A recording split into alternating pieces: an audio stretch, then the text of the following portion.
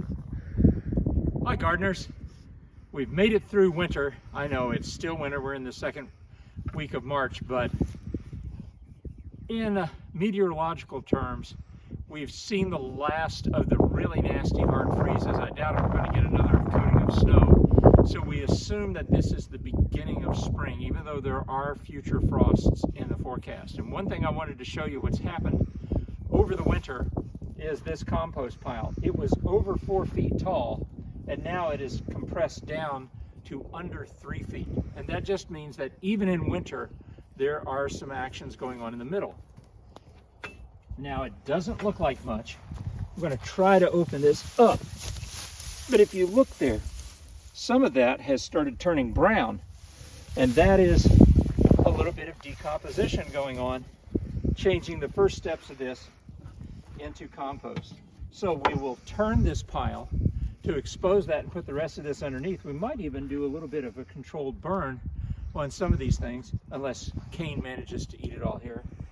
Yeah, Cain, yeah, hi buddy. So Cain has got an important job around here, and he's been doing it very well. There are critters that used to bother our garden, and honestly, they start smelling Cain all over the place, and they go, ah! And they're going someplace else. So the only footprints I've seen in the garden all winter are that Mongo's footprints right there. So thank you, Cain. Now for number 2. We're going to take a look at what we're planting right now. This is Kohlrabi. Now this is a cousin. This is in the cabbage family. That's why it looks so much like cabbage. But it will form a giant bulb right above ground level, and it's where all of the stalks will merge together into an edible above ground bulb. It'll look like the world's largest minto. This will be a light green in color. You can peel it, cube it, and roast it, and it's a very good side dish, which, by the way, 1 cup of kohlrabi gives you 93% of your vitamin C, which means this was very important for peasants in Central Europe, which didn't have access to a lot of vitamin C rich fruits and vegetables in the winter, but kohlrabi can be started in the fall for winter storage. We're starting it in the winter for a spring harvest, and then to use it during the summer. So how far apart am I putting it? Like everything, ask 3 experts and you'll get 3 different opinions. But since this is my video, I will cull it down. One person said, you can plant them 6 inches apart. This is if you want a tiny kohlrabi, maybe 2 inches across. They're very sweet, they're very delicious, but we tend to go for weight around here. So I have them, this row is on the 12-inch spread, this one's on the 9-inch spread. So I'm going to try 12 and 9. That's 9 inches. So if I want to do that, what I will do is just lay that out, and this will be the new row right here, about 9 inches apart. These have been growing since January. Remember the old, to get it out, turn it beyond 90 degrees. Now look at that beautiful root development down there. And those roots are really tied up here.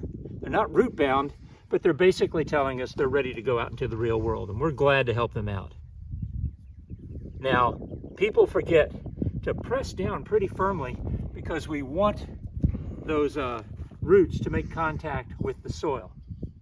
So as you can see, I'm growing in a box here. Normally I'm a triangle kind of guy, but the box is going to keep us 3 to a row here, evenly spaced. That's another beautiful root development there. That's about 6 to 8 weeks indoors. Some under light and some just next to a window. But press in. And now we've got 11, and we've got about 25 kohlrabi in there, which could yield 12 to 15 pounds of a very good nutritious vegetable in about 45 to 60 days. Now let's have some fun. And for that, we're going to need a knife, because we're going to come over here and take a look at this very stubborn cabbage. We had almost a foot of snow here We have had 2 different snowfalls. We have had frosts down 20 degrees below freezing. But once again, this agricultural fleece here has kept it protected, and this netting kept the fleece from flopping around and tearing in the very high winds. So we'll try to get down right here to this main stalk. I'm cutting it a little low just so I don't lose anything. We'll be able to get rid of all of these old leaves here. And these can just help out our compost pile.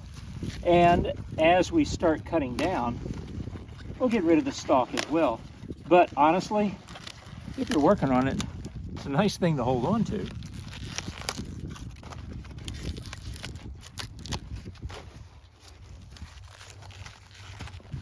This outer bunch of leaves were, of course, exposed to the freezing temperatures. So these will go, but if you look right underneath here, just 1 or 2 layers, how we have a beautiful green cabbage underneath there. And this cabbage could go well in excess of 3 pounds. And for this Belgian market cabbage, that's a really good size, folks. The outer leaves technically could be cooked, but only in a survival situation, okay? But we're gonna have beautiful cabbage, my specialty, coleslaw, and of course, cooked cabbage, which is so nutritious. The last thing we're gonna look at is, oh, the trouble with lettuce. We have had a breakdown in our cold frames, so we've just been using tarp all winter. The snow just loaded it down, it crushed some of them. Let's take a look at what happened.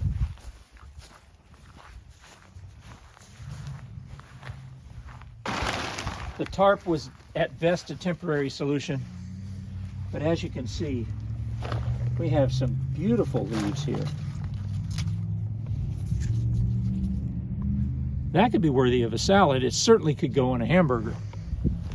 Sandwich toppings. Look at the size of these, folks. And here's the only indication that we've had a frost. This is where the water will freeze and thaw, and all you have to do is just cut out or tear out right there. But this is going to be just fine, and we'll get well over 1 pound from today's harvest here.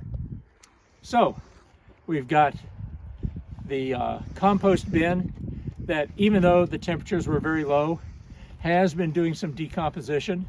We've had a nice harvest of our overwintered cabbage in what can only be described as the coldest winter we've had in a decade.